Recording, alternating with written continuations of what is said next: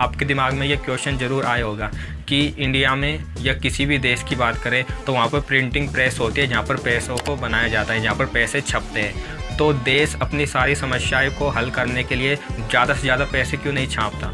भाई किसी के ऊपर कर्ज है या किसी भी देश में गरीबी है तो ज़्यादा से ज़्यादा पैसा छापने के बाद वो गरीबी ख़त्म हो जाएगी ना।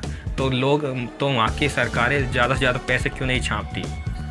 इसका कारण ये है कि यदि ज़्यादा से ज़्यादा यदि पैसा छाप लिया गया तो पैसा तो बढ़ जाएगा, मतलब पैसे की जो क्वांटिटी है वो तो बढ़ जाएगी, लेकिन पैसों का जो मूल्य होता है वो घट जाएगा।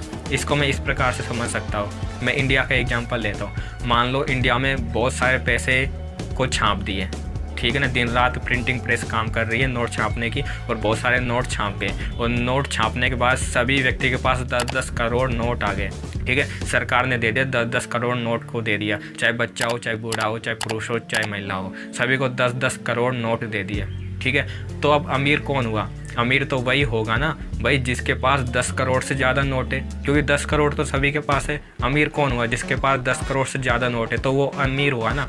अब मान लो एक कार है, जैसे एक महंगी कार का नाम ले देता हूँ, लेम्बो कार है, ठीक है। इसकी प्राइस मान लो पहले 10 करोड़ थी, ठीक है ना, और ये जो लेम्बो कार है ये है अब इंडिया में केवल मान लो 50 कार है ये, ठीक है ना। इसका मतलब 50 व्यक्तियों को ये कार मिल सकती है। अब सभी के पास 10-10 करोड़ है तो वो कार है, तो कार का वो मूल्य 10 करोड़ थोड़ी रहेगा, क्योंकि उस कार को तब सभी लोग खरीद सकते हैं, तो किसको दे किसको ना दे, है ना। और इसकी मात्रा भी सीमित है क्योंकि 50 ही कार है, ठीक है। तो इस कार का मूल्य बढ़ जाएगा, इस कार का मूल्य 10 करोड़ से बढ़कर 1000 करोड़ हो जाएगा। तो अब इस कार को कौन खरीद सकता है? इस कार को वही खरीद सकता है ना जिसके पास 1000 करोड़ हो, मतलब जो व्यक्ति अमीर हो, मतलब जिसके पास 10 करोड़ से ज़्यादा पैसे हो। तो यहाँ पर भी बात भी तो वही आ रही है। पहले भी बात वही थी कि पहले भी उस कार का जब मूल्य 10 करोड़ था तब भी उस कार को वही खरीद सकता था जो अमीर था। आज भी जब सभी के पास 10-10 करोड़ आ गए तब भी यही बात आ रही है कि इस कार को अभी भी वही खरीद सकता है जिसके पास 10 करोड़ से ज़्यादा है, मतलब जो अमीर है जिसके पास 1000 करोड़ है, ठीक है। क्योंकि देखो पैसा यदि ज़्यादा सभी के पास आ भी गया, 10-10 करोड़ सभी के पास आ भी गया, लेकिन जो पृथ्वी के अंदर जो रिसोर्स है वो तो सीमित है ना।